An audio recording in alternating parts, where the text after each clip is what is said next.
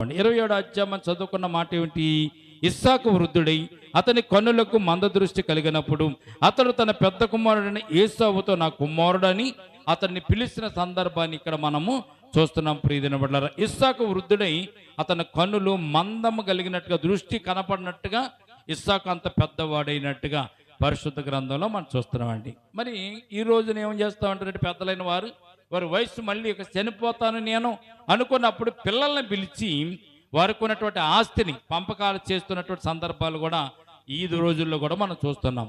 ఇస్సాకు కూడా అదే ఆలోచన వచ్చింది. నాకున్నటువంటి ఆస్తిని నా పిల్లలకు పంచిపెట్టాలి. రెండవది, దేవుడు నాకు ఇచ్చినటువంటి ఆశీర్వాదాలని నా పెద్ద కుమారుడి మీదకి నేను పంపించాలి, తర్జుమా చేయాలి, ట్రాన్స్ఫర్ చేయాలని ఇస్సాకు కోరుకున్నాడు. అబ్రహాము కూడా ఇస్సాకునే దీవించాడు, కానీ ఇస్మాయిలును అబ్రహాము దీవించలేదు. తండ్రి వారసత్వపు పుత్రుడైనటువంటి ఇస్సాకును అబ్రహాము దీవించాడు.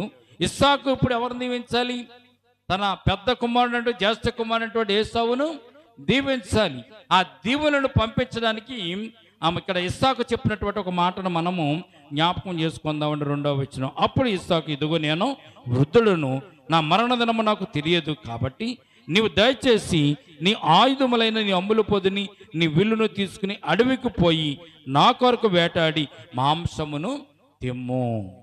ఇక్కడ గమనించినట్లయితే ఏసావుతో ఇస్సాకు చెప్తున్నటువంటి మాట, నాయనా నేను వృద్ధునైపోయాను, నా వయసు మళ్ళీపోతున్నాను, నేను ఎప్పుడు చనిపోతానో నాకు తెలియదు. అంటే మన మరణ దినాలు మనకు తెలియదండి, మనం ఎప్పుడు చనిపోతామో మనకు తెలియదు. కానీ ప్రియమైన బిడ్డలారా, మనం చనిపోక ముందు మన కుటుంబాన్ని మనము సరిదిద్దుకోవాల్సిన అవసరం మనకు ఉంది. పెద్దలుగా మనం ఏం చేయాలి? మన కుటుంబాన్ని సరిదిద్దుకోవాలి.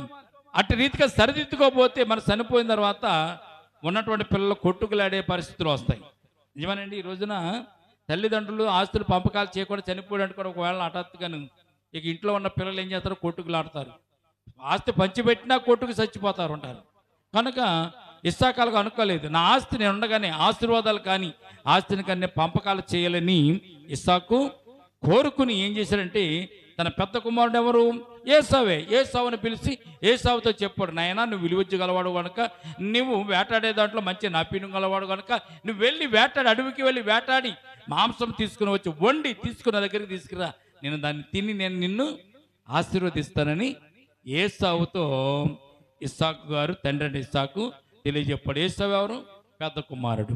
చూడండి, గమనించినట్లయితే, నేను సావక ముందు మునుపు దాన్ని తిని నిన్ను ఆస్వాదించు, నాకు ఇష్టమైన రుచికల భోజ్యములను సిద్ధపరిచిన తినుటే నా ఎద్దకు తెమ్మని చెప్పాను. ఇస్సాకు తన కుమారుడు ఏసావుతో ఇట్లు చెప్పుచుండగా రెబ్కా వినుచుండెను. మరి భార్య కాబట్టి దగ్గరికి ఉంటుంది కనుక రెబ్కా ఏం చేస్తుంది? ఏసావుతో చెప్తున్నటువంటి మాటలు రెబ్కా గారు వింటుంది. రెబ్కా ఎవరు? యాకోబుకు ఏసావుకు ఇద్దరికి తల్లే. అయితే అంతకుముందు మనం గత వారంలో చెప్పుకున్నాం, తండ్రి అయినటువంటి ఇస్సాకు ఏసావును ప్రేమించెను, రెబ్కా యాకోబును ప్రేమించెను. ఏసావు వేటాడు అందులో మాంసం తీసుకొచ్చి పెట్టడం అందులో నైపుణ్యం గలవాడు. యాకోబు ఇంటిలో సాధువై ఉండినని మనం జ్ఞాపకం చేసుకున్నాం. ఎందుకంటే ఈ చరిత్ర మొదటి నుంచి చరిత్ర మనం జ్ఞాపకం పెట్టుకోకపోతే చదువుతున్నప్పుడు ఒకవేళ అర్థం కాకపోతుంది. కనుక వింటే మొదటి నుంచి మనం చెప్పుకుంటూ వస్తున్నాం కనుక వీరి చరిత్రలన్నీ కూడా జాగ్రత్తగా మనం అర్థం చేసుకోవాలి. ఇదే ఆది కాండము, ఇదే యాకోబు, ఇదే అబ్రాము గారు. కొత్త నిబంధనలు కూడా అక్కడక్కడ మనకు కనబడుతూ ఉంటారు. ఏసావు కూడా కనబడతాడు, యాకోబు కనబడతాడు, అబ్రాము గారు కనబడతారు, మోషే గారు కనబడతారు, నోవహు గారు కనబడతారు. అలాగే ఆది దంపతులైనటువంటి ఆదామావాలు కూడా కొత్త నిబంధనలు కనపడుతూ ఉంటారు. కనపడప్పుడు వీరెవరు అని మనము ఆలోచన చేయకుండా ఉండడానికి మొదటి నుంచి మనం చదువుకుంటూ ధ్యానం చేసుకుంటూ వెళ్తున్నాం. ఈ రోజు రెబ్కా గారి మాట ఉంది. ఎవరో భార్య అయినటువంటి ఇస్సాకు భార్య రెబ్కా గారు, యాకోబు తల్లి అయినటువంటి రెబ్కా ఈ మాట వింది. ఏ మాట? ఏసావుతో చెప్తున్నటువంటి ఇస్సాకు, తన భర్త అయినటువంటి ఇస్సాకు ఏసావుతో చెప్తున్నటువంటి మాట రెబ్కా గారు విని వెంటనే ఆందోళన పడ్డట్టుగా కూడా మనం చూస్తున్నాం. ఇక్కడ చూడండి, ఏసావు చూడండి, గమనించినట్లయితే చదువుతామండి. రెబ్కా వినుచుండెను. 5వ వచనం, ఏసావు వేటాడి మాంసము తెచ్చుటకు అడవికి వెళ్ళెను, అప్పుడు రెప్కా తన కుమారుడు యాకోబును చూసి, ఇదిగో నీ తండ్రి నీ అన్నయ్యని ఏసావుతో మృతి పొందక మునుపు నేను తిని యెహోవా సన్నిధిని నిన్ను ఆశీర్వదించినట్లు నా కొరకు మాంసము తెచ్చి నాకు రుచికరమైన భోజనం సిద్ధపరచమని చెప్పగానే ఒరే కుమారుడు ఎక్కడున్నారా రాగమని అంది. యాకోబు పరుగున వచ్చాడు, తల్లి ఏదో చెప్తుందని. వచ్చిన తర్వాత, నాయన నీకు అన్యాయం జరిగిపోతుంది, నీకు అన్యాయం చేసేస్తున్నాడు మీ తండ్రి, ఏంటో అన్యాయం అని యాకోబు అడిగినప్పుడు చెప్తున్న మాట ఏమిటంటే, ప్రియమైన బిడ్డలారా, ఇదిగో నీ అన్నైనటువంటి ఏసావును దీవించడానికి మీ తండ్రి ప్రణాళిక ఏర్పాటు చేశాడు. వేటాడి మాంసం తెమ్మన్నాడు. ఆ మాంసం వండుకుని తీసుకొచ్చిన తర్వాత దాన్ని తిని నిన్ను దీవిస్తానని ఏసావుతో చెప్పడం నేను విన్నానరా. నీకు అన్యాయం చేయాలనుకుంటున్నాడు కనుక అన్నకంటే నువ్వు ముందుగానే ఆశీర్వాదాలు పొందుకోవాలి. ఎవరికంటే ముందుగా? అన్నకంటే ముందుగా నువ్వు ఆశీర్వాదం పొందుకోవాలి. ఎందుకంటే ప్రియమైన కుమారుడు రెప్కాకి. యాకోబు ఎవరండి? రెప్కాకి ప్రియమైన కుమారుడు. కుటుంబాల్లో కూడా అలాగే చేస్తాం కదండి. పెద్దవాడు చిన్నవాడు ఇద్దరు ఉన్నారు అనుకోండి, కొంతమంది పెద్దవాడిని ప్రేమిస్తారు, కొంతమంది చిన్నవాడిని ప్రేమిస్తారు. తల్లి చిన్నవాడిని ప్రేమిస్తుంది, తండ్రి పెద్దవాడిని ప్రేమిస్తుంది. అయినా కానీ ఇద్దరు ప్రేమించే దాంట్లో వాటాల విషయంలో మాత్రం, అభివృద్ధి పొందే విషయంలో కూడా, దీవింపబడే విషయంలో కూడా ఈ రోజునైతే మనం అందరం దీవిస్తాం. పూర్వకాలంలో అలా కాదు.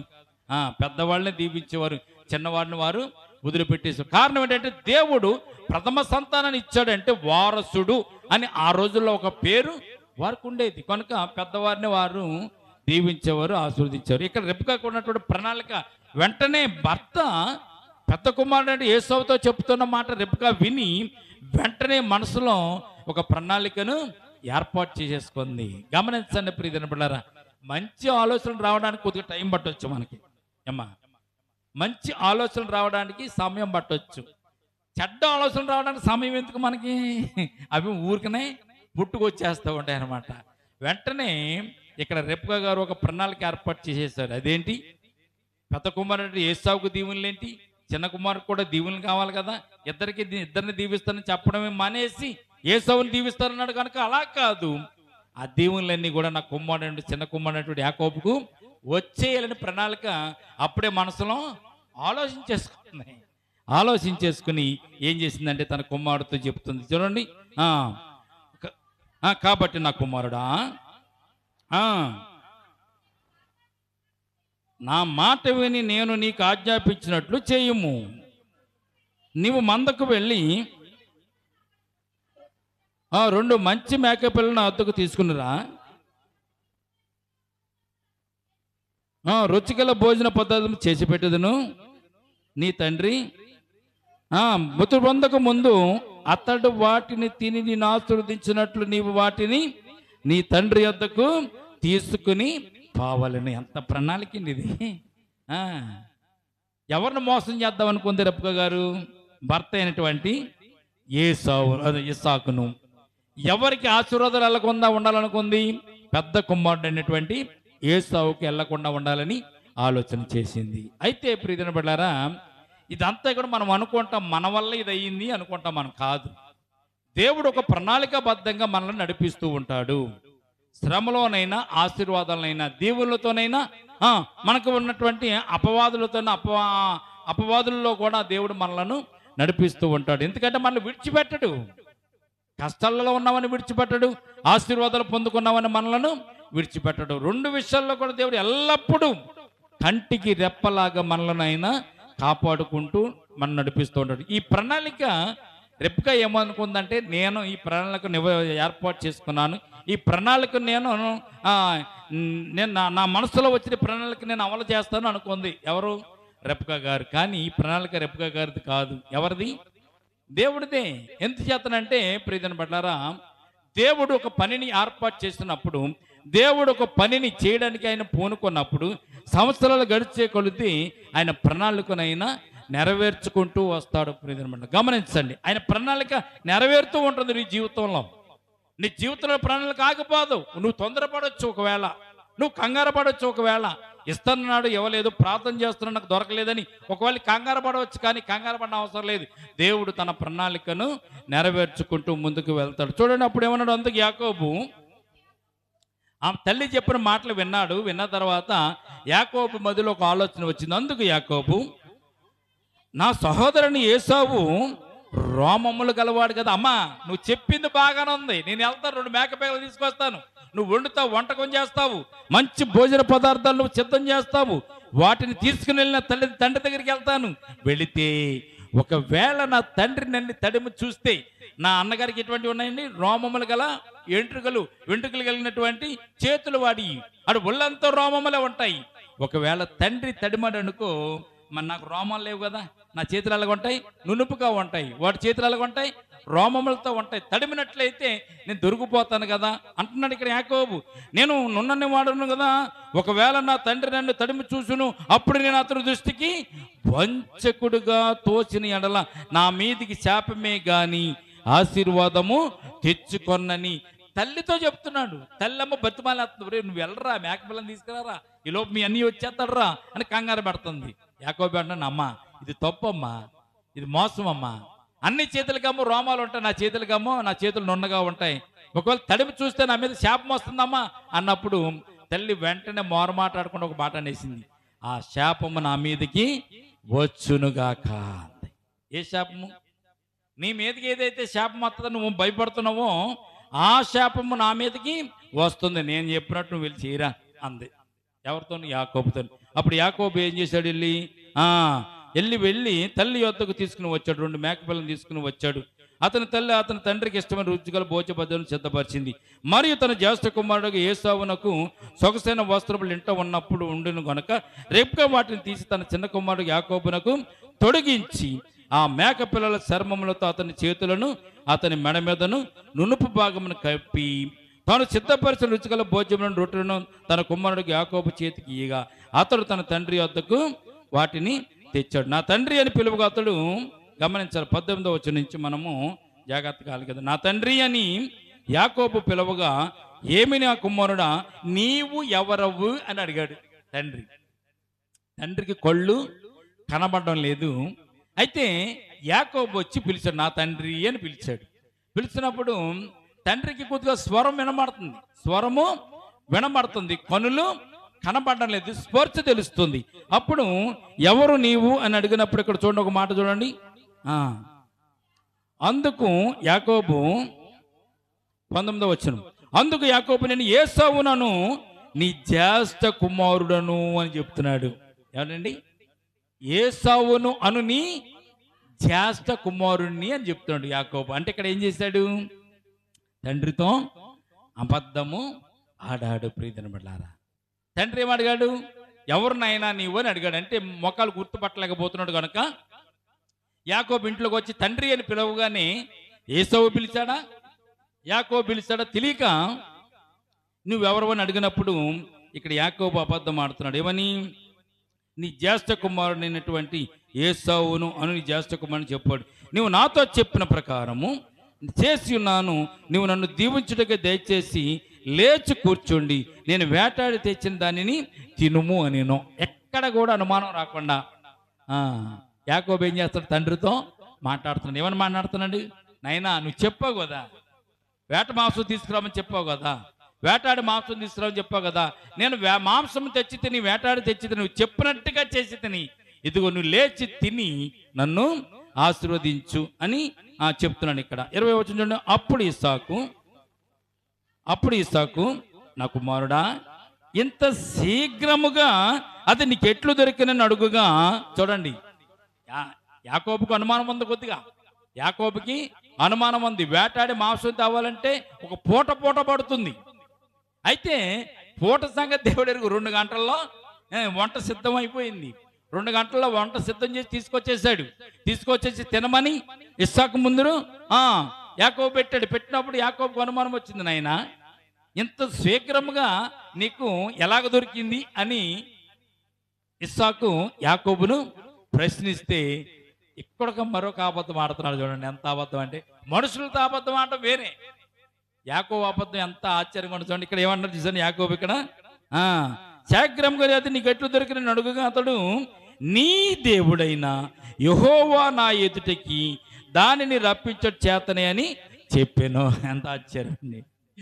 ఏమంటున్నాడు యాకోబు, మనుషులు ఏదైనా అబద్ధం ఆడటం వేరే, ఇక్కడ దేవుని కూడా ఇందులో కలిపేస్తున్నాడు. దేవుని ముందర కూడా అబద్ధం ఆడినట్లే. దేవుని కూడా ఇక్కడ యాకోబు కలిపేస్తున్నాడు. నాయన ఎలా దొరికింది ఇంత శీఘ్రంగా నీకు? శీఘ్రంగా అంటే త్వరగా, ఎంత త్వరగా, అతి త్వరగా నీకు ఆ వేట ఎలా దొరికిందని ఇస్సాకు యాకోబుని ఏసావు అనుకుని ఏసావుతో మాట్లాడితే యాకోబు దగ్గర సమాధానం చెప్తున్నాడు తెలుసా?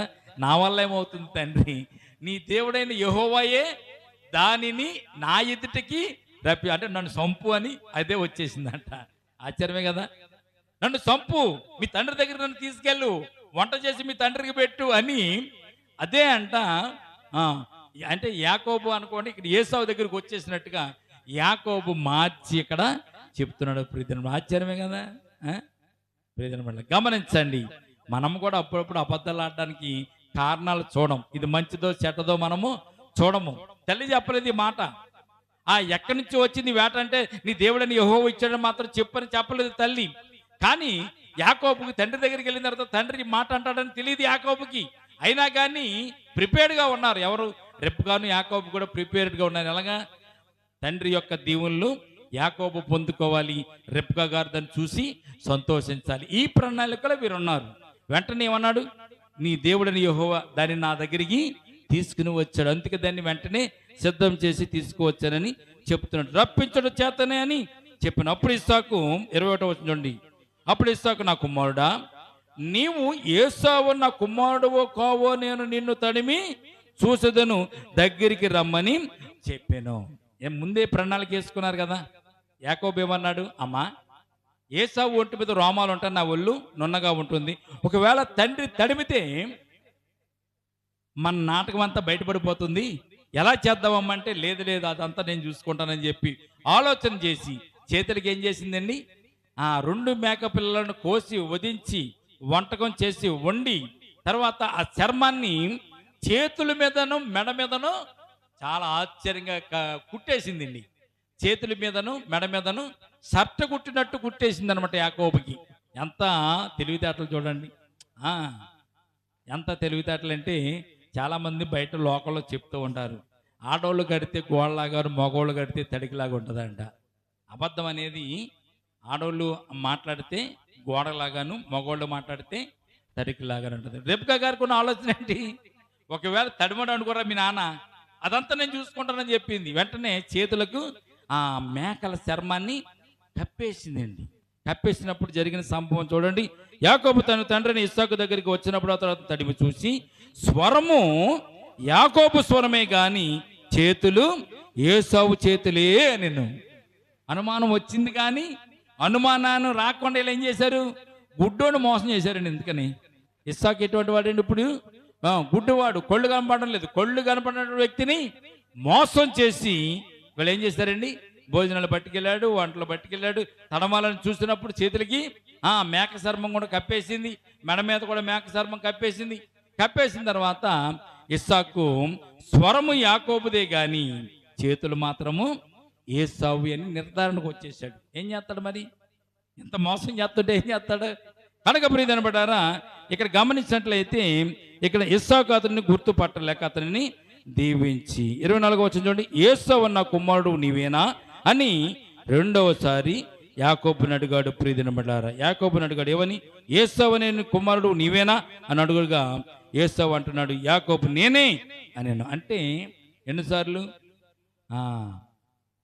మామూలుగా తండ్రి అడిగినప్పుడు నీ పేరేంటంటే 2 సార్లు యాకోబు ఇక్కడ అబద్ధం చెప్పాడు. ఈ 2 సార్లు అబద్ధం చెప్పినందుకు దేవుడు మరలా యాకోబును 2 సార్లు మందలించి యాకోబు పేరుని దేవుడు కూడా చెప్పించుకుని తర్వాత యాకోబు పేరు మార్చడానికి కారణం ఏంటో తెలిసింది. ఈ 2 సార్లు యాకోబు తండ్రి దగ్గర అబద్ధం ఆడాడు కనుకని, అబద్ధం ఆడి మోసగించాడు కనుకని యాకోబు యొక్క జీవితంలో మోసగాడు అనే పేరు యాకోబుకు సంతరించుకున్న సత్యాన్ని మనం జ్ఞాపకం చేసుకోవాలి. చూడండి 25వ వచనం. నేను నిన్ను దీవించినట్లు నా కుమారుడు వేటాడి తెచ్చిన తిందును నేను అతడు తెచ్చినప్పుడు అతడు తినను, ద్రాక్షారసం తాగి అతడు త్రాగిన. తర్వాత అతని తండ్రి అయిన ఇస్సాకు నా కుమారుడు దగ్గరికి వచ్చి నన్ను ముద్దు పెట్టుకోమని అతనితో చెప్పాను. భోజనాలు అన్న అయిపోయిన తర్వాత దీవించడానికి ప్రారంభించి యాకోబుని వచ్చి ముద్దు పెట్టుకోమన్నప్పుడు యాకోబు వచ్చి ముద్దు పెట్టుకున్నాడు. ముద్దు పెట్టుకున్న తర్వాత ఇస్సాకు యాకోబును దీవిస్తూ చెప్పినట్టు మాట ఇక్కడ మనం చూద్దామండి. అతని వస్త్రములను వాసన చూసి అతనిని దీవించి ఇట్లనెను. యాకోబు దీవించడం యాకోబును దీవించడం ఇస్సాకు ప్రారంభించాడు. యాకోబు ఇక్కడ దీవింపబడుతున్నట్టుగా మనం చూస్తున్నాం. ఇదిగో నా కుమారుని సువాసన యెహోవా దీవించిన చేని సువాసన వలె ఉన్నది. యాకోబు సువాసన ఎటువంటిది అంటే అండి, యెహోవా దీవించిన చేని సువాసన. ఇప్పుడు మీకు వాసన ఏమైనా వస్తుందండి? సువాసన వస్తుందా ఏమ్మా? సువాసన ఏమైనా వస్తుందా? వాసన ఏమైనా వచ్చిందమ్మా మీకు? వచ్చిన మందిరంలోకి ఏం రాలేదా? సువాసన వస్తుంది అంటే ఎక్కడ? దేవుడు దీవించేటటువంటి మనుషులలో సువాసన వస్తుందంట. దేవుని సువాసన, దేవుడు దీవించిన సేని సువాసన. అటువంటి సువాసన యాకోబులో వెదజల్లుతున్నట్టుగా ఇక్కడ వాక్యం మనం చూస్తాం. ఇదిగో నా కుమారుని సువాసన యెహోవా దీవించిన చేని సువాసన ఉన్నది. ఆకాశపు మంచును చూడండి ఎన్ని ఆశీర్వాదాలు యాకోబుతో చెప్పాడు, యాకోబును దీవించాడు ఇస్సాకు గారు ఇక్కడ మనం జ్ఞాపకం చేసుకుంటాం. గమనించండి, ఆకాశపు మంచును దేవుడు నీకు అనుగ్రహించును గాక. జనములు నీకు దోస్తులగుదురు, జనములు నీకు సాగిలబడుదురు, నీ బంధుజనులకు నీవు ఏలుకోయుందువు, నీ తల్లి పుత్రులు నీకు సాగిలపడుదురుగాక. నిన్ను శపించేవారు శపింపబడుదురు, నిన్ను దీవించేవారు దీవింపబడుదురుగాక. ఇస్సాకు యాకోబును దీవించడం తర్వాత యాకోబు తన తండ్రిని ఇస్సాకు ఎదుట నుండి బయలుదేరి వెళ్ళిన తక్షణమే అతని సహోదరుని ఏసావు వేటాడి వచ్చాను. యాకోబును ఇస్సాకు దీవించేశాడండి. ఎటువంటి దీవులు అంటే, జనులు నీకు దోస్తులు అవుతారు, జనములు నీకు సాగిలపడదు, నీ బంధువులు నీకు ఎలుకలై ఉందరు, నీ తల్లి పుత్రులు నీకు సాగిలిపోదురు, నిన్ను శపించేవారు శపింపబడుదురు, నిన్ను దీవించేవారు దీవింపబడుదురు అని దీవులు ఇచ్చేశాడు. ఇచ్చేసిన తర్వాత యాకోబు దీవులు పొందుకున్నాను చెప్పు కూడా దడదల్లాడిపోతూనే దీవించుకున్నాడు. యాకోబుకి భయమే, యాకోబుకు భయం ఉంది లోపల. తప్పు చేస్తున్నప్పుడు భయం ఉంటుంది, మనకి అపరాధాలు చేస్తున్నప్పుడు మనకు భయం ఉంటుంది. యాకోబు కూడా దీవించినంత సేపు కూడా భయపడ్డాడు. భయపడుతూనే దీవుని పొందుకున్న వెంటనే అయిపోయినా తండ్రి అన్నాడు, అయిపోయినా అన్నాడు. వెంటనే యాకోబు పరుగున బయటికి వెళ్ళిపోయాడు. యాకోబు ఇలాగ వెళ్ళిన వెంటనే ఏసావు వేటాడి తెచ్చిన మాంసాన్ని దాన్ని సిద్ధం చేసి ఆహార పదాలు తీసుకుని ఇస్సాకు దగ్గరికి వచ్చినట్టుగా మనం చూస్తున్నాం. చూడండి, యాకోబు తండ్రిని ఇస్సాకు ఎదురు నుండి బయలుదేరి వెళ్ళిన తక్షణమే అతని సహోదరుని ఏసావు వేటాడి వచ్చెను. 31 అతడు రుచిగల భోజ్యములను సిద్ధపరిచి తన తండ్రి వద్దకు తెచ్చి, నా తండ్రి నన్ను దీవించినట్లు లేచి నీ కుమారుడు వేటాడి తెచ్చిన దాన్ని తినుమని తన తండ్రితో అనెను. ఇప్పుడు ఏసావు వచ్చాడు, భోజ్యాలు తెచ్చాడు, వంట చేసి తీసుకొచ్చాడు, తండ్రి దగ్గరికి వచ్చాడు. బాగా లేట్ అయిపోయింది. అంటే వేట మాంసం దొరకడం గొప్ప, అది అంత సులువేం కాదు. వేటాడి మాంసం తీసుకురావడం అంత సులువు కాదు. కానీ యాకోబు ఏం చేశాడు, 2 మేక పిల్లలను వేట మాంసాన్ని బదులు మేక పిల్లల మాంసాన్ని పెట్టి తండ్రి దగ్గర నుంచి దీవెనలు పొందుకున్నాడు. ఇక్కడ ఏసావు వచ్చాడు. ఏసావు వచ్చి యాకోబు ఇక్కడ ఇస్సాకుతో చెప్తున్నాడు, తండ్రి లేచి నన్ను దీవించు అని అడిగాడు. అప్పుడు 32వ అతని తండ్రి అయిన ఇస్సాకు నీవెవరవని అతను అడిగినప్పుడు అతడు, నేను నీ కుమారుడను ఏసావు నీ జ్యేష్ఠ కుమారుని అనగా, ఇస్సాకు మిక్కుటము గడగడ వణుకుచ్చు, అట్లయితే వేటాడి భోజ్యము నాతకు తెచ్చిన వారు ఎవరు? నీవు రాకమునుపు నేను వాటిని తిని అతను నిజముగా దీవించినని అతడు దీవింపబడిన వాడాయను అని చెప్తున్నాడు ఇస్సాకు.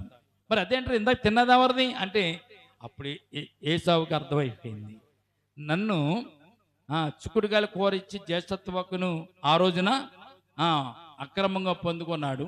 ఈ రోజున నాకు రావాల్సిన ఆశీర్వాదాలను కూడా నా తమ్ముడు యాకోబు దొంగిలించుకెళ్ళిపోయాడని చెప్పి ఎలిగెత్తి అక్కడ ఏసావు ఏడ్చినట్లుగా పరిశుద్ధ గ్రంథంలో మనం చూస్తున్నాం. చూడండి, 34 వచ్చి ఏసావు తన తండ్రి మాటలు విన్నప్పుడు దుఃఖాక్రాంతుడై పెద్ద కేక వేసి, ఓ నా తండ్రి నన్ను దీవించుమని తన తండ్రితో చెప్పినట్లుగా ఇక్కడ మనం చూస్తున్నాం. ప్రియమైన బిడ్డలారా, ఏదైనా ఒక్కొక్కసారి మనం అనుకుంటూ ఉంటాము, ఇది అలా ఇంతకు జరిగింది ఇది అని. ఎందుకు జరుగుతుందంటే మన నోటు బాటలు బట్టి, మన ఆలోచనలు బట్టి, మన తలంపులను బట్టి కొన్ని కార్యక్రమాలు జరుగుతాయి. ఇస్సాకు యాకోబును దీవించడానికి యాకోబులో ఎటువంటి ప్రణాళిక లేదు. ఇస్సాకు యాకోబును దీవించడానికి తల్లి దగ్గర కూడా ఎటువంటి ప్రణాళిక లేదనే సత్యాన్ని మొట్టమొదటిగా మనము జ్ఞాపకం చేసుకోవాలి. ఎందుకంటే ఈ ప్రణాళిక అంతా కూడా దేవునిదే. యాకోబు దీవింపబడడానికి ప్రణాళిక ఎవరిది? దేవుడిది. ఒక్కసారి మనము జ్ఞాపకం చేసుకుందాం. ఆదికాండం 25వ అధ్యాయము 33వ వచనం చూడండి. గత 3 వారాల క్రితం మనం చదువుకున్నటువంటి సబ్జెక్ట్లో ఈ విషయం మనకి జ్ఞాపకం ఉంటుంది. ఆదికాండం 25వ అధ్యాయం 33వ వచనం చూడండి ఒకసారి. 25:33. యాకోబు 7 నాతో ప్రమాణం చేయమనెను, ప్రమాణం చేసి జ్యేష్ఠత్వము నమ్మివేయగా యాకోబు ఆహారమును చుక్కుడుగాయల వంటకమును ఏసావుకు ఇచ్చెను. 30. అతడు తిని త్రాగి వెళ్ళిపోయాను. అందుకు ఏసావు ఈ జ్యేష్ఠత్వమును తృణీకరించెను. యాకోబు నువ్వు అతో ప్రమాణం చేశాడు, జ్యేష్ఠత్వమును తృణీకరించినట్లుగా ఇక్కడ పరిశుద్ధ గ్రంథంలో మనం చూస్తున్నాం. ప్రియమైన జ్యేష్ఠత్వపు హక్కును ఎవరు తృణీకరించారు? ఏసావు తృణీకరించుకున్నాడు. అయితే దేవుడు ఇంకొక మాట కూడా ఇక్కడ మనకు చెబుతున్నట్టుగా మనం చూస్తామండి. చూడండి 23వ వచనం కూడా చూడండి. 25వ అధ్యాయం 23. అప్పుడు రెప్క గర్భవతి అయిన తర్వాత శిశువులో ఒకరితో ఒకడు పెనుగులాడుచుండగా ఎలాగైతేనే బ్రతుకుడు ఎందుకు అనుకుని ఈ విషయం యెహోవాను అడుగా వెళ్ళినప్పుడు యెహోవా ఆమెతో ఇట్లు చెప్తున్నాడు. 23వ వచనం. అమ్మా, 2 జనములు నీ గర్భంలో కలవు, 2 జనపదములు కడుపులో ప్రత్యేకముగా వచ్చును. ఒక జనము కంటే ఒక జనము బలిష్టంగా ఉండును.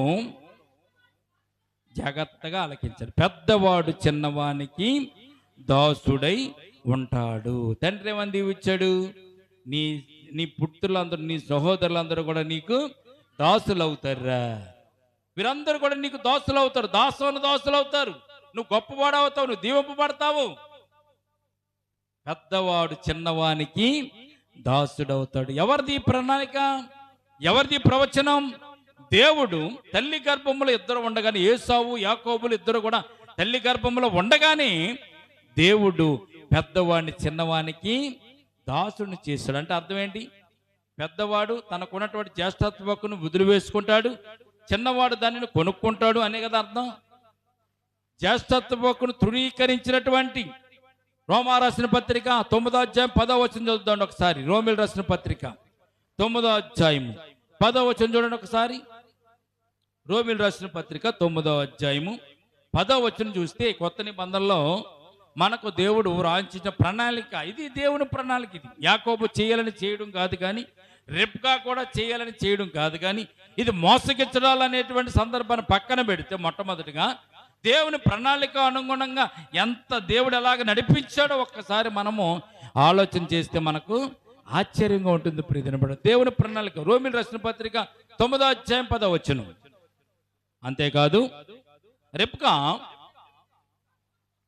ఒకని వలన గర్భవతి అయినప్పుడు ఏర్పాటును అనుసరించి దేవుని యొక్క సంకల్పము క్రియల మూలముగా కాక పిలుచువానంటే దేవుని మూలముగాని నిలకడగా ఉండు నిమిత్తము జాగ్రత్తగా అర్థం చేసుకోవాలి. పిల్లలు ఇంకా పుట్టి మేలైనను కీడైను చేయకముందే పెద్దవాడు చిన్నవానికి దాసుడగునని ఆమెతో చెప్పబడిన దేవునికి స్తోత్రం కలుగునుగాక. ఇది మనదేం ఉండదండి అసలు. ఇందులో మన ప్రమేయం ఏమీ ఉండదు. రెబ్కా గారి ప్రమేయం కూడా ఇందులో ఏమీ కూడా లేదు. రెబ్కా ఎటువంటిదంటే ఈ లోకంలో నాటకంలో మనందరూ కూడా ఒక పాత్రలో దేవుడు ఎలాగ ఆడించాలంటే అలాగ మనం ఆడుతూ ఉంటూనే ఉంటాం. మనం దేవుడు ఆడిస్తూ ఉంటాడు, మనము ఆడడమే. ఈ నటన రంగంలో, ఈ రణరంగంలో, ఈ లోకపు అనేటువంటి ఈ పాత్రలన్నీ ఏమైపోతాయి? వారి యొక్క పాత్ర ముగిసిన తర్వాత స్టేజీ దిగి ఎలాగైతే ఇంటికి వెళ్ళిపోతారో మనం కూడా ఈ లోకాన్ని విడిచిపెట్టి మనము మంచిగా ఉంటే పరలోక రాజ్యము, దేవుని నమ్మకపోతే నరకానికి మనము కూడా వెళ్ళిపోతాం. మనకు కేవలం పాత్రలమే ఈ లోకంలో, పాత్రదారులు. సూత్రధారుడు తండ్రి అయినటువంటి దేవుడే. దేవునికి స్తోత్రం కలుగును గాక. ఇక్కడ పెద్దవాడు చిన్నవానికి దోస్తుడు అవుతున్నటువంటి సత్యాన్ని దేవుడు మొట్టమొదటిగా రెప్కాకు తెలియజేసినప్పుడు అది దేవుని ప్రణాళిక, దేవుని చిత్తం. అది ఈ రోజున చాలా మంది అంటారు మోసం చేశాడు, మోసం చేశాడు. బాగానంద మోసం చేశాడు మనకు కనబడుతుంది, కానీ దేవుని ప్రణాళిక నెరవేరాలంటే ఎలాగ నెరవేరుతుంది? దేవుడే స్వయంగా వచ్చి ఇస్సాకు నీవు ఏసావును కాదు దీవించవలసింది, యాకోబును దీవించు అంటే ఇస్సాకు దీవిస్తాడా? దేవుడు చెప్పాడని దీవిస్తాడా? అదేంటి ప్రభా, పెద్ద కుమారుని కదా మనం దీవించాలి, పెద్ద కుమారుని దీవిస్తాను అంటాడుగా ఇస్సాకు. కానీ దేవుడు ఏం చేశాడు తెలిసింది? ఇవన్నీ కూడా పక్కన పెట్టి ఆయన ప్రణాళిక నెరవేరాలి కనుక రెప్కాను ఏర్పాటు చేసుకున్నాడు, యాకోబును సిద్ధపరిచాడు. యాకోబు వెళ్ళి దొంగతనంగానో అబద్ధమాడో ఆశీర్వాదం పొందుకున్నాడు. కారణం ఏంటో తెలిసింది? అది దేవుని యొక్క ప్రణాళికాబద్ధంగా ఇది జరిగింది అంతే. రెప్కాకు ఆలోచన రావడానికి కూడా దేవుడే కారణం, యాకోబు వెళ్ళి ఆశీర్వాదం పొందుకోవడానికి కూడా దేవుడే కారణం. ఇక్కడ చూడండి, ఇస్సాకు వృద్ధుడై కొన్న మంద దృష్టి కలగడం కూడా దేవుని యొక్క ఏర్పాటు. ఇవన్నీ కూడా దేవుని ప్రణాళికలో ఒక భాగం అని మనం జ్ఞాపకం చేసుకోవాలి. లేదంటే మొట్టమొదటిగా రెప్కాకు ఎందుకు చెప్తాడు దేవుడు? పెద్దవాడు చిన్నవానికి దాసుడు అవుతాడని. కనుక మరి రోమిల రాష్ట్ర పత్రికలు కూడా అదే విషయము. వారి పిల్లలు ఉండి కడుపులో ఉండగానే, పిండంగా ఉండగానే మంచి అయినను చెడ్డైనను వారు తెలియక ముందే పెద్దవాడు చిన్నవాడిని దాసుడు అవుతాడని దేవుడు ఎలా చెప్తాడండి? పెరిగిన తర్వాత కదా మంచి చెడ్డ వరకు తెలిసేది. అంటే పసిపిల్లలుగా ఉండగానే, బాలురుగా ఉండగానే, గర్భంలో ఉండగానే దేవునికి వారి యొక్క ఆలోచనలన్నీ కూడా తెలుసు అనేటువంటి సత్యాన్ని పరిశుద్ధ గ్రంథం మనకు తెలియజేస్తుంది. దేవునికి స్తోత్రం కలుగును గాక. కనుక మనము ఇస్సాకు వృద్ధుడై ఉండగా, తన కనులకు మంద దృష్టి కలిగి ఉండగా ఈ కార్యక్రమం అంతా కూడా జరిగినట్టుగా మనం చూస్తున్నాం. కనుక మనము జ్ఞాపకం చేసుకోవాలి, ఇది దేవుని యొక్క ప్రణాళిక. ఏ ప్రణాళిక ఇది? దేవుని యొక్క ప్రణాళిక. అప్పుడు ఏసావు పెద్ద పెట్టి నేర్చాడు. ఎందుకు అనడం? ఏసావు జ్యేష్ఠత్వకు నాకు వద్దు, నాకు ఆహారం పెట్టు, నేను చనిపోవచ్చున్నాను కదా, ఈ జ్యేష్ఠత్వ హక్కు నాకు ఎందుకు అని ఆ రోజున తృణీకరించాడు. దేవుడిచ్చిన దాన్ని దేనిని మనము తృణీకరించకూడదు. దేవుడిచ్చినట్టు ఆశీర్వాదాలు మనం తృణీకరించకూడదు. ఎందుకంటే ఇది దేవుడు ఎందుకు ఇచ్చాడు, దాన్ని మనం కాపాడుకోవాలి. అందుకే ఒక్క పూట కూటి కోసం తన జ్యేష్ఠత్వపు హక్కును అమ్మివేసుకున్నటువంటి భ్రష్టుడైనను వ్యభిచారి అయినను ఉండినేమో అని మీలో మీరు కనుగొనండి అన్నాడు దేవుడు. ఎందుకంటే జ్యేష్ఠత్వాన్ని అమ్మేసుకున్నాడండి నిజంగాను. మరి అమ్మేసుకున్నవాడు ఈ రోజున నేను జ్యేష్ఠ కుమారుని ఎలా చెప్తున్నాడు తండ్రితోను? తండ్రి నీ జ్యేష్ఠ కుమారుడు అంటే ఏసావుని ఎలా చెప్తున్నాడు? జ్యేష్ఠత్వాన్ని తమ్ముడికి అమ్మేసుకున్నాడు కదా. ప్రియమైన బిడ్డలారా, అవి కూడా మనం పరిశుద్ధ గ్రంథంలో జాగ్రత్తగా మనం అర్థం చేసుకోవాలి. ఇది దేవుని ప్రణాళిక అంతే. దేవుని ప్రణాళికాబద్ధంగా ఇవి జరిగినట్టుగా మనము చూస్తున్నాం. కాబట్టి ఇక్కడ చూడండి ఒకసారి 43వ వచనం, 27వ అధ్యాయం 43వ వచనం. కాబట్టి నా కుమారుడా, నీవు నా మాట విని లేచి చాలు ఒకసారి వెనుకకు వెళ్దామండి. చూడండి 41వ వచనం. తన తండ్రి యాకోబుకి ఇచ్చిన దీవెన నిమిత్తం ఏసావు అతని మీద పగబట్టెను. మరి ఏసావు నా తండ్రిని కూర్చుని దుఃఖదినం సమీపకున్నము కనుక అప్పుడు నా తమ్ముడిని యాకోబుని సంపదను అనుకొనెను. రెప్కా తన పెద్ద కుమారుని ఏసావు మాటలు కూర్చి వినినప్పుడు ఆమె తన చిన్న కుమారుని యాకోబుని పిలువనంపించి అతనితో ఇట్లనెను, ఇదిగో నీ అన్నయ్యని ఏసావు నిన్ను సంపదనని చెప్పి నేను గూర్చి తను ఓదార్చుకొనుచున్నాడు. కాబట్టి నా కుమారుడా, నీవు నా మాట విని లేచి ఆరాన్లో ఉన్న నా సహోదరుడికి లాబాను నొద్దకు పారిపోయి నీ అన్న కోపం చల్లారు వరకు, నీ అన్న కోపం నీ మీద నుండి తొలగి నీవు అతనికి చేసిన వాటిని అతడు మరుచు వరకు లాబాను నొద్ద కొన్నాళ్ళు ఉండము. అప్పుడు నేను అక్కడ నుండి నిన్ను పిలిపించదును. ఒక్కనాడే మీ ఇద్దరిని నేను పోగొట్టుకున్నట్టు ఎలా అనెను. మరియు రెప్కా ఇస్సాకుతో, ఏతు కుమారుల వల్ల నా ప్రాణం విసుకున్నది. ఈ దేశస్థులైన ఏతు కుమార్తెలలో మీరు వంటి ఒకదాన్ని యాకోబు పెండ్లి చేసుకుని వెళ్ళలా నా బ్రతుకు వలన నాకేమీ ప్రయోజనం అని భర్తతో కూడా ఓపోయి యాకోబుతో చెప్తున్నాయ్యా, నీ అన్నగారిని చంపడానికి ప్రయత్నం చేస్తున్నాడు. వాడి మాటలను బట్టి నాకు అదే అర్థమైంది. కనుక ఇద్దరు ఒక రోజున మీరిద్దరు కూడా గొడవపడి ఒకరి మీద ఒకరు పడి కత్తులతో మీరు చంపుకుంటే ఇద్దరిని ఒక రోజున పోగొట్టుకోవడం ఎందుకు? నువ్వు నా అన్నగారైనటువంటి లాబాను దగ్గరికి వెళ్ళి అక్కడ ఉండు. నీ అన్నగారి కోపం చల్లారేంత వరకు నువ్వు అక్కడే ఉండు.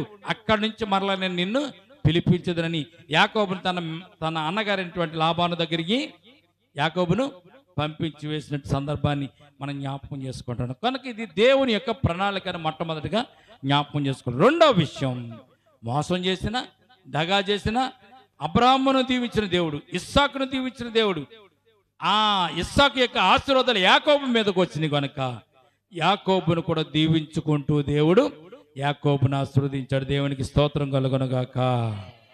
ఏసావు దీవెనలు పోగొట్టుకున్నాడు. తన జ్యేష్ఠత్వ హక్కును అమ్మి వేసుకుని రావాల్సిన దీవెనలు పోగొట్టుకున్నాడు కనుక అందునిమిత్తము ఏసావు ఆశీర్వాదాలు పొందలేకపోయాడు. కానీ యాకోబు దేవుని యందు నమ్మిక ఉంచి విశ్వాసం ఉంచి తల్లి మాట విన్నాడు. మొదటి నుంచి కూడా ఇంట్లో సాధువుగానే జీవించాడు కనుక ప్రియమైన యాకోబును దేవుడు ద్వారాగా ఇస్సాకు దీవించినట్లుగా పరిశుద్ధ గ్రంథంలో మనం తెలుసుకుంటాం. కనుక మనము ఏదైనా దేవుడు చేసేది మాత్రం కరెక్ట్ అని మనం నమ్మాలి. ఆయన చేసేదంతా కూడా మంచిదని మనము నమ్మాలి. ఆయన ఏ కార్యం చేసినా కానీ ఆయన ప్రణాళికబద్ధంగా చేస్తాడు అని మనం విశ్వసించి నమ్మి మనం ముందుకు సాగాలి. అటు రీతిగా యాకోబుని దేవుడు దీవించాడు. యాకోబును బట్టి యాకోబు వంశములో నుంచి ఈ లోకంలో ఉన్న జనాంగం అంతా కూడా రావడానికి ప్రభు కృప చూపించాడు. కనుక మనం అందరూ కూడా మరి యాకోబు కూడా 12 మంది గోత్రకర్తల్లోంచి మనం అందరం కూడా వచ్చిన వారమే. కనుక ప్రియమైన ఈరోజు మనము ఈ 27వ అధ్యాయంలో శ్రేష్టమైన విషయాలు జ్ఞాపకం చేసుకుని కృపనిచ్చాడు. ఇది కూడా మనకు ఒక పాఠమే. ఒక పూటగూటు కోసం ఏసావు జ్యేష్ఠత్వను అమ్మేసుకున్నాడు. మనం కూడా మన విశ్వాసాన్ని నమ్ముకోకుండా మనం జీవిస్తున్న జీవితంలో అప్రేమకుని కలగకుండా ఒకవేళ ఎవరైనా నువ్వు దేవుని విడిచిపెడితే నీకు ఇన్ని బహుమానాలు ఇస్తారన్నారు అనుకోండి. కొంతమంది అలాగే మారిపోయారు. విశ్వాసాన్ని తాకాడి పెట్టేసుకున్నారు. దేవుని రక్షణ కూడా విడిచిపెట్టేస్తారు ఏసావులాగా. కనుక ప్రియమైన అట్టి రీతిగా మనం ఉండకుండా ఈ లోకంలో దేవునితో నడుస్తూ దేవునితో జీవిస్తూ మనం ముందుకు వెళ్ళడానికి పరిశుద్ధాత్మ దేవుడు మనకు సహాయం అనుగ్రహించును గాక. తల వంచండి, చిన్ని ప్రార్థన చేస్తాను. ప్రేమల తండ్రి, కృపగల దేవ, వందనములు. నీ ప్రణాళిక గొప్పది. నీ చిత్తములో ప్రభువా అన్ని విషయాలు నెరవేర్చగల గొప్ప దేవుడు తండ్రి. మంచైనా చెడ్డైనా ప్రభువా నీ బిడ్డలలో జరిగిస్తూ ప్రభు మీరు ఏదైతే చెప్పారో, ఏదైతే వాగ్దానం ఇచ్చారో వాగ్దాన ప్రకారము నడిపించేవాడు నీవే తండ్రి. అలాగేనైనా యాకోబును నడిపించారు.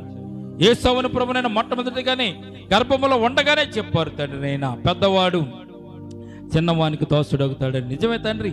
పెరిగి పెద్దవారైన తర్వాత వారు ప్రభునైనా ఏసావు తన జ్యేష్ఠత్వ హక్కును అమ్మివేసేసుకున్నాడు. ఒక చుక్కుడుగాయల కూర కోసం, ఒక పూట కూటు కోసం తండ్రి. యాకోబు తన పూట కూటు కోసం కూటుని ప్రభు ఏసావుకు అమ్మాడు తండ్రి. నైనా జ్యేష్ఠత్వాన్ని కొనుక్కున్నాడు. ఈ రోజున మేము నీ రక్షణ కొనుక్కునేటువంటి స్థితిలో ఉండాలి కానీ నీ రక్షణను అమ్ముకునే స్థితిలో మేము ఉండకూడదని నేను ప్రభా ఈ విషయాలు మాకు పాఠపు రూపంలో మీరు మాకు తెలియజేసినందుకు స్తోత్రాలు చెల్లించుకుంటున్నాం. ఇంకా ప్రభా రక్షణ పొందిన వారు రక్షణ పొందుకునే కృప చూపించండి. రక్షణ పొందిన నీ బిడ్డల ప్రభా ఆ రక్షణ ప్రభా చేత పట్టుకుని భద్రపరుచుకుని ప్రభా పరలోక రాజ్యం వరకునైనా వారు చేరడానికినైనా మీరే సహాయ సహకారాలు వారికి అందించండి. ఇదిగో ప్రభు కూడి వచ్చిన సంఘాన్ని, సంఘ బిడ్డలు మీరు జ్ఞాపకం చేసుకోమని విత్తనాల ప్రభు వాక్యాన్ని ప్రభు నిన్న బిడ్డల హృదయాల్లో ఫలింప చేయని, నీరు కట్టండి, పెంచండి, అభివృద్ధి పొందించండి ప్రభు. ముందు కాలానికి మేము మన నమ్మకమైన విశ్వాసులుగా, బలమైన విశ్వాసులుగా ఉండడానికి నీ కృప చూపించమని ఇదిగో ప్రభు కూడి వచ్చిన సంఘాన్ని, సంఘ బిడ్డలందరూ కూడా దీవించమని యేసయ్య ఉన్నతమైన పరిశుద్ధ నామమున ప్రార్థించి మిక్కిలి వినయముతో బ్రతమాలి వేడుకొంచున్నాము తండ్రి. ఆమేన్, ఆమేన్.